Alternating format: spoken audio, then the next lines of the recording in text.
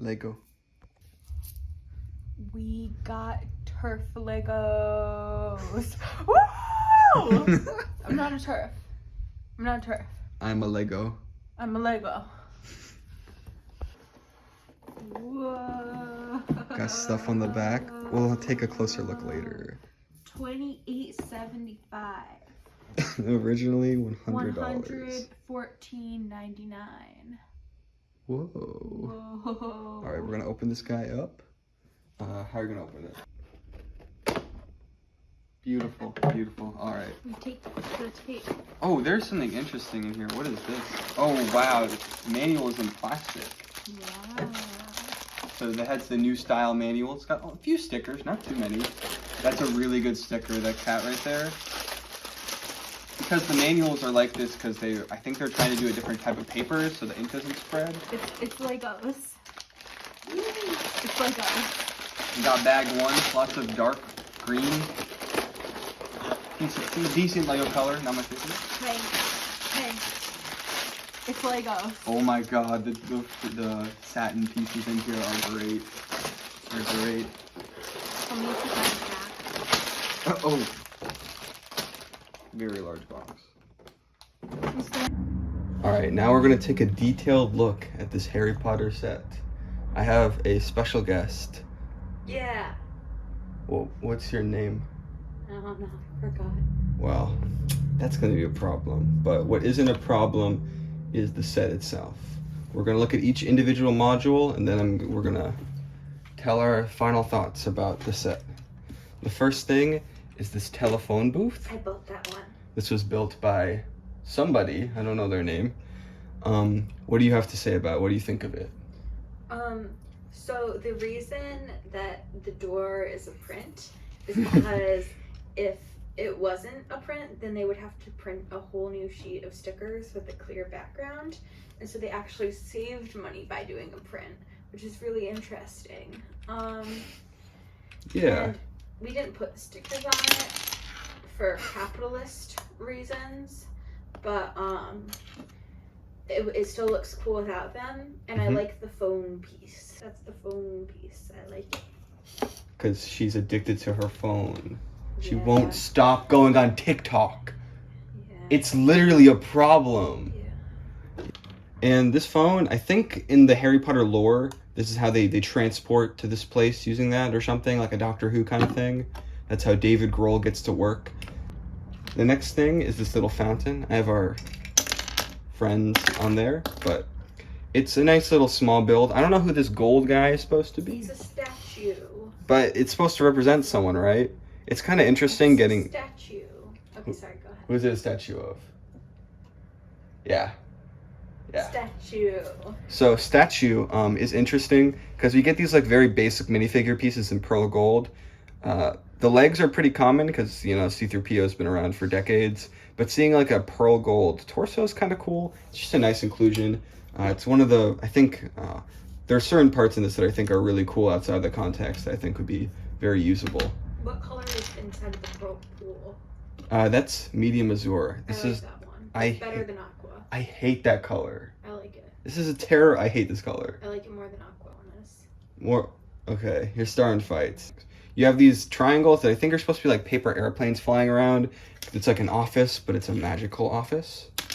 Now this, as many have, you could gather from the box, this is a bit of a facade. It's not really a full building. It's more of just a representation of like, I guess, what you'd see from the front. Not even taking like a 50% view, but more of like a 3/4 view or a 1/4 view, because you take this off and it's just two flat buildings with a little connector thingamajigger. I like the connector thingamajigger. I do too. I think it's interesting. It provides a unique angle that otherwise would be kind of difficult, but it's a little bit finicky to take it apart. So this is what it looks like when there's no magic going on. No magic. Right. This is what would happen if Harry Potter wasn't born. It would be like this, because he's actually the only wizard. Right. It kind of, I like the cohesion as the building, but you can kind of tell based on this picture alone that a lot of the building process was very samey. You have the same structure of room over and over again. Yeah. But these bottom ones actually have some special stuff to them. So let's actually... Wait, I have something to say. Put it back.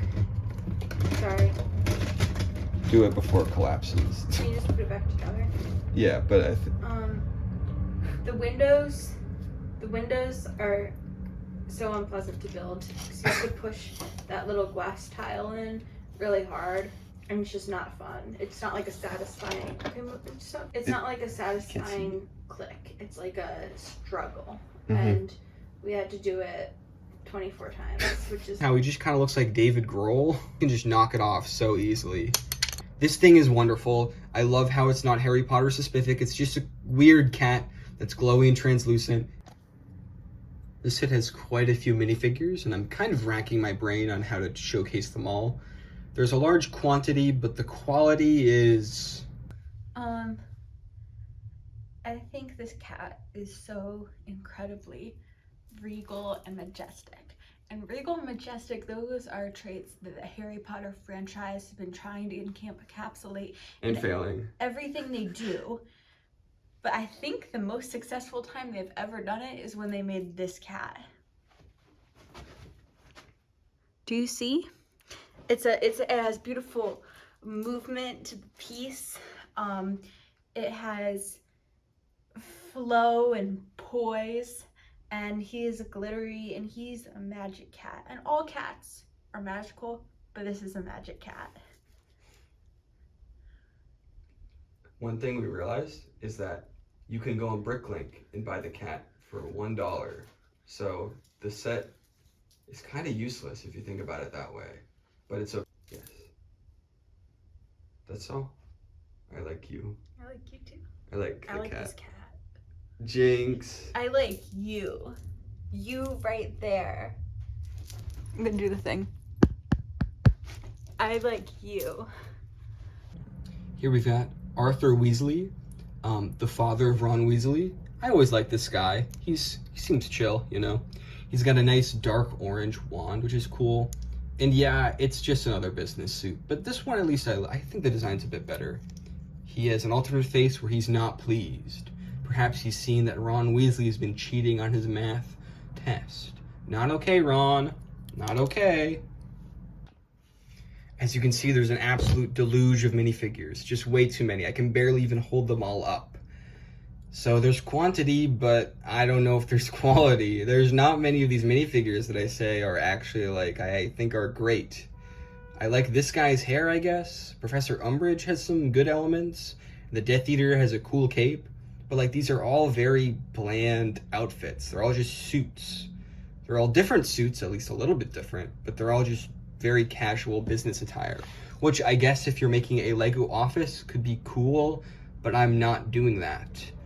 And it makes sense to have a lot of minifigures in a playset kind of thing like this, but when they're all so office-y and kind of bland, it just, I don't know, it's very counterintuitive. It feels like it undoes itself. Now, the good thing is the possibilities for characters is crazy. Like, you've got 1, 2, 3, 4, 5, 6, 7, 8, 9 minifigures as it is, but then you have 3 more characters if these guys switch with the extra hair pieces included, and you've got a glittery cat. So that's like 12 characters plus a cat. Like, that's really cool. And if you love that aspect of the Harry Potter world, if you love the government, then that's a great thing. This is going to be a great selection if you care about these characters, but I just don't. End of sentence. I just don't. I don't even recognize half of the characters, to be honest. And, you know, that's okay. Harry Potter sets are, you know, slanted towards Harry Potter fans. It makes sense if someone who isn't really acquainted with Harry Potter, doesn't know them and doesn't have an attachment, but it's just like, just seems kind of weak. It seems weak. I would have preferred 5 minifigures with 2 of them being really good than 12 minifigures with them all being below average. Or average, I don't know. I'm being mean. I don't know. This is not the style I prefer, but it's okay. Some people like minifigures, and they'd probably want to buy these sets for the minifigures alone if they like the characters enough. So it makes sense, but it's just, in my heart, I know how much minifigures cost to produce. They're like, what, $4 to $5 each? And there's 9 of them, so you do the math, and quickly eats up a lot of the part budget, you know. But you know, the part budget, there are a lot of parts, so you know, it's some weird balance. It's a very tricky balance, and I feel like they succeeded for what most people would want, but I don't know. I don't care about the minifigures that much, I'll be honest. This is the first module. It was built by Sabine. What would you like to say about it? This one, it's interesting. It has the gimmick, except I think the gimmick is like a little bit lame. Do you want to explain the gimmick? What is the gimmick? Because I can't see it. Oh. It's so you put that dude in there, and then you tip the thing back. It's hard to do with how far away I am, but You tip the thing back. Nope. Oh, they got stuck. get in there, buddy. You put them in the little slot. Yeah, it just got undone because I'm playing rough. And you tip the thing back, and then oh my god, they disappear. It's the mechanism. But you know, it's just yeah, like I don't know. Yeah, I'm glad they tried to do something. It's cute, but yeah, it's not lighting the world on fire, you know. It's something. When it comes to visual design, I appreciate the use of translucent bright green. These things fall off all the time. This one piece is used so many times in this set. It's kind of delirious. Like, I barely have any of these pieces now, but if I was parting this out, I'd have more of them than anyone else in the universe. I like the use of gold of the ingot piece right there. Adds a nice little metallic sheen. As you can see, this is the pattern that's on top of all of them, so they can stick together while not being too tight with a limited stud connection. But this is sort of basic one, but I kind of like it. I like the use of the crowbar piece. I think that's really clever, using the weird angle there to have an advantage. And that is our first module. All right, the second module. I'm so hungry. Sabine is not eating anything until we go to this sushi place, because we got to get the best bang for our buck. We're going to a buffet, and I'm taking it very seriously. Yeah. She'll eat a Lego or two, but that doesn't count. There's no nutritional value there. I just chew on them and spit them out. All right. Next, I believe this is the next room. From the outside, this is the common interior we'll see. It's got the wonderful pipe sort of piece in red, kind of adding a complementary color to the dark green. I appreciate the brick pieces here, especially in dark green. I feel like masonry fans will definitely get a lot out of this. Those are people, masonry fans. In the back, we've got this big shelf. One thing I appreciate, it almost has like a Lego Friends type of thing where like a lot of like the little set pieces you can take off. You've got a little desk here. There would be a sticker there, of course, with the writing. You can put her in there as it suggests on the box. And you can slide her back in there. Actually, you can't. She's too tall. Yeah, it goes back in. I really like how dense it is, but of course this isn't the most fascinating thing in the world, you know? But it's all good. You also have a bunch of papers that you can take off. You'll see more papers later. It's a bit of a common trope in this. But this is an okay module, you know? It kind of gets you set up, it sets your expectations. The next one is, I think this is Professor Umbridge's room, the pink room. If we put on the stickers, this room would be a lot better. These cats are actually really good.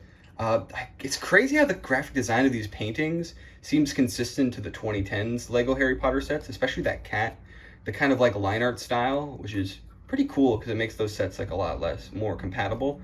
But the graphic design of that cat's amazing. I love the smaller cats too. They're really good. But unfortunately ours is naked. Red. If it had the stickers, I think it'd be like the best room ever, but unfortunately it does not. It has a nice amount of pink. It doesn't feel too gaudy, honestly. It feels, I don't know, it fits the character really well. Like, I feel like this room, these colors make a lot of sense. Like, there's not like any outliers, you know? I don't know if that doesn't make any sense. But yeah, she can sit down and sip her coffee. And she likes coffee because she's evil. I like the chair pieces. I wish you could sit in them in real life, but it's kind of hard because they're so small. Yeah. As you can see, the front exterior is exactly the same. This is the second of 4 of these doodads that have this feature. Next is the base of the second building, or I guess the first building, I'm not really sure which order. It has a bunch of papers. It's a bit of an oily room. I like that a lot, honestly. I like the oil thing. I think they did a good job with that. You can tell what it is, which it's very simple, but you can tell what it is. Yeah. And you've got a bunch of papers that have prints of Gotta Kill Harry Potter on them.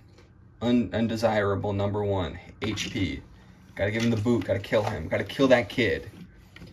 This has the first of quite a few uses of the iridescent satin piece. Do you like, Sabine likes satin pieces a lot. It's her favorite Satin color. is my favorite color. And it's just a nice use here. Like, you know, like they could have just put like a clear thing here, but nah, they're going satin. And the feature, the play feature with this one is kind of similar to the other one. It's a very simple function that's like, okay. And you shoot the papers like they're flying away. And this is accomplished through basically the same sort of idea. You even have a similar knob with these nice translucent bright green crystals. You just push them like that, and that's really it. I was expecting this to do something because it has the same like pusher, but maybe they just wanted to have less types of Technic pins or axles or something. It would be kind of cool if you could push this out and it would make the pipe come out, but you know, it's all good. It's all good. I feel like it's good for what it is, and the design is pretty cool. And the red, of course, matches with the red back there, so it's all cool. All right. The next one is the best room. Sabine did this one. What would you like to say about this one, Sabine? So much satin, first of all.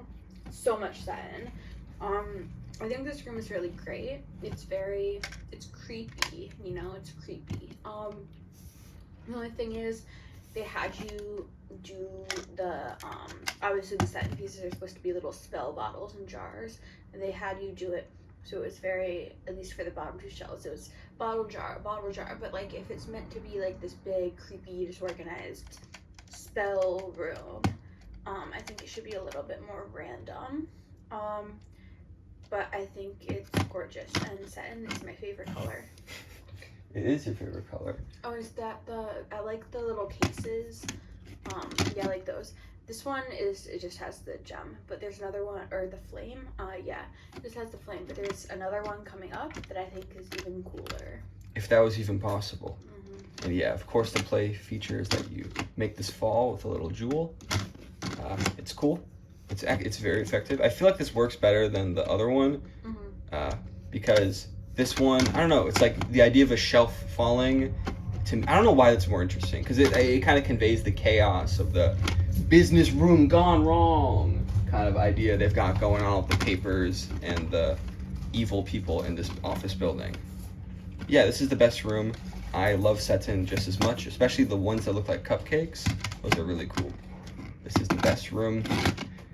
Oh, and on the back, and there's actually a difference. There are papers in the windows. I guess they're these papers. Yeah. The only thing is,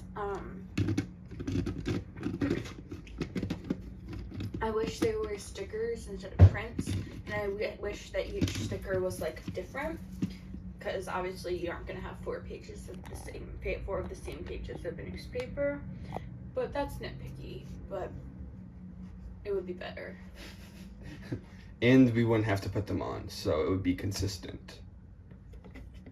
This is another one. I believe this is Arthur Weasley, which is Ron Weasley's dad. This is one of my favorite rooms. Me too. It's really dense. This is the case that I was talking about. This one, it doesn't have a stupid flame. It has a duck, and he's a very cool duck. I prefer white ducks, but I still think this is a really good duck. This would have, like the other one, this is characterized a lot by stickers. If we put them on, you'd have a picture of, I'm guessing, right there, number 6, Arthur Weasley's friends, and maybe he was like a World War II pilot or something. Yeah, I like how they move the thing. I like how they did clutter. They like achieved a cluttered look, which I think is cool. This especially is really effective because there's so many layers of different things, but it's not like you can't tell what everything is. Like you can tell it's a radio back there. And I think this is a friend's piece. I don't even know what it is. It's like a baby bottle. Like, does he drink from like a sippy cup? Is Arthur Weasley like an infant man? Yeah. You're an infant man. Well, yeah, but I'm cool. You're so cool. All right. Put that back on. The last one. The roofs of both of them. Oh. The roofs of both of them are the same. They have this really interesting kind of misty piece. It's probably from like Ninjago or Monkey Kid or something, but I really like the detail here. Yeah, it does feel Harry Potter. It does work. I mean, feeling like Harry Potter isn't really a positive most of the time, but you know, it's cool. I feel like Harry Potter every day. Oh, I'm sorry. It's okay. And this goes on the top of them. And this goes on the top of them like this. I'm gonna put them together.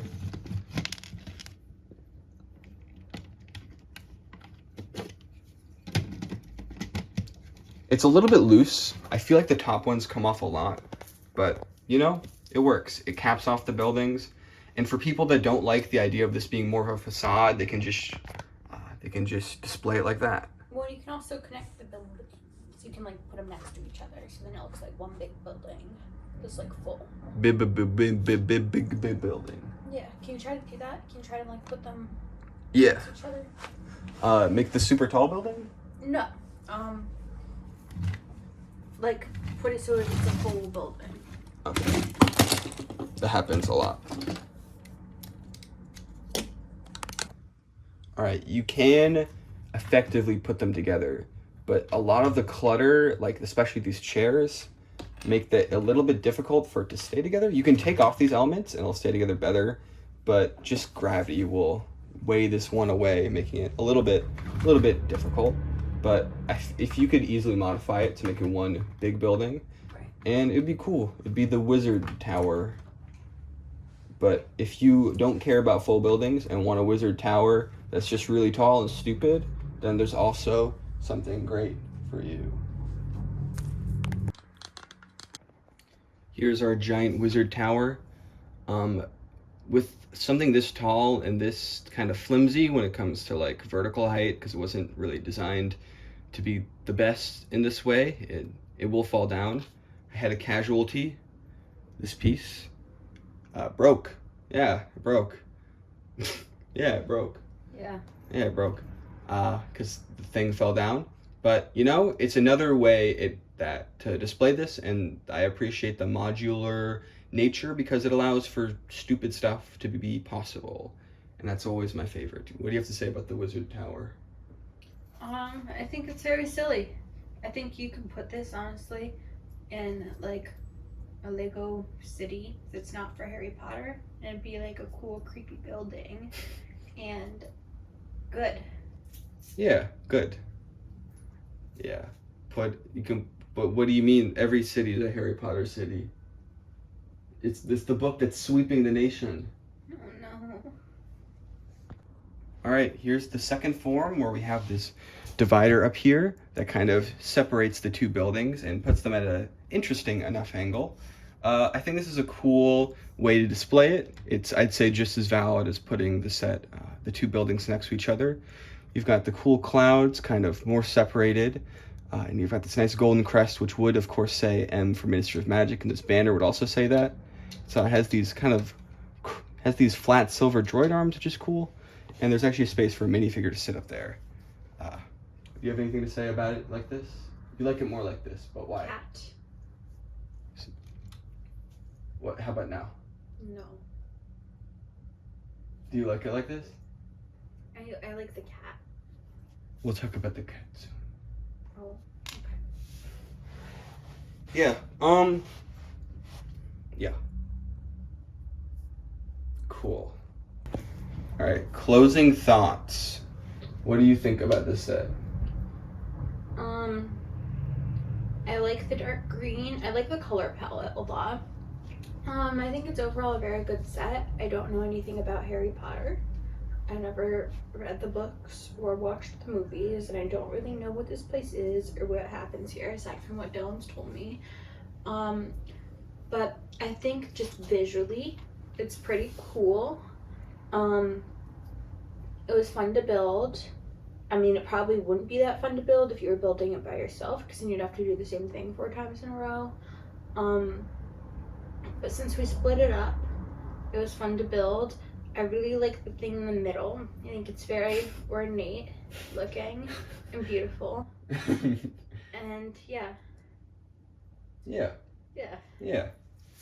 I've got similar thoughts. I think the build process was made a lot better by doing it with another person. And I like the design of it. Yeah, definitely like the visual design of it. I think most of my problems come with not the way the set looks itself or what's in the set, but kind of rather like the compromises that have been made, I guess. Because I don't really know who this set appeals to, because it's a play set, you know? You've got like a lot of play features, you've got all these different rooms and stuff, you've got a ton of minifigures, but it's based on a scene from the 7th movie that was the most violent one that most kids probably haven't seen, because, you know, like, why would they have seen a random Harry Potter movie from 10 years ago over the first 2 or 3, which most people, like, show their kids nowadays, you know? Like, I feel like people aren't really, like, watching the later ones as much. Or maybe I just don't know much about Harry Potter in that way. But it just seems like it seems disconnected, you know? It's like, it's got the makings of being a decent display piece and a decent playset, but I think those two values kind of clash. Like, I really don't think we needed 10 minifigures.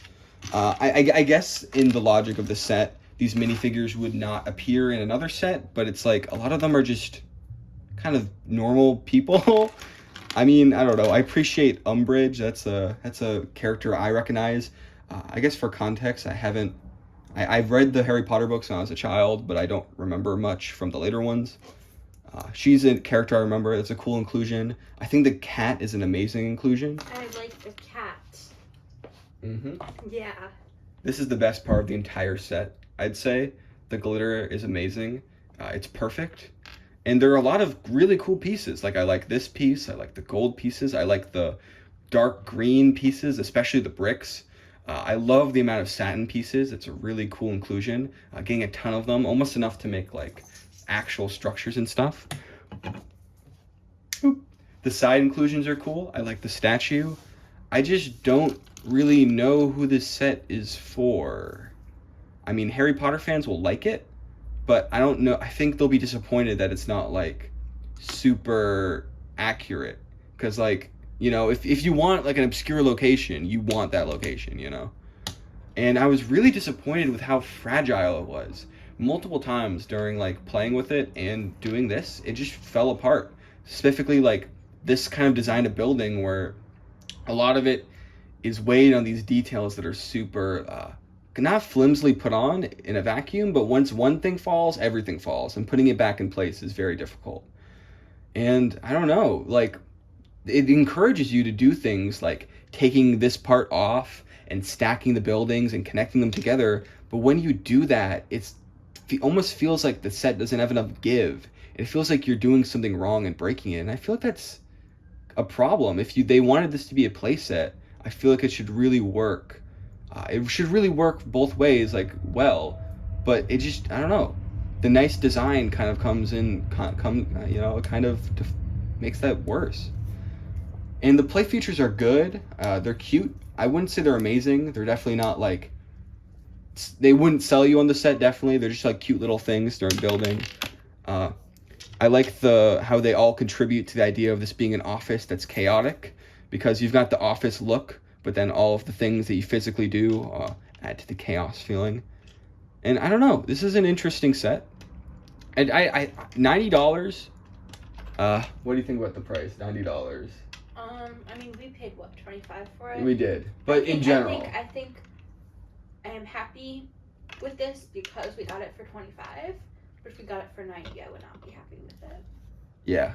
Yeah. That's not really I think that's more of a Lego problem in general with prices, because, you know, so I'm not saying like a huge amount of this budget went to minifigures, but it's like we really didn't need 10 minifigures, especially of one characters that most people don't care about, you know.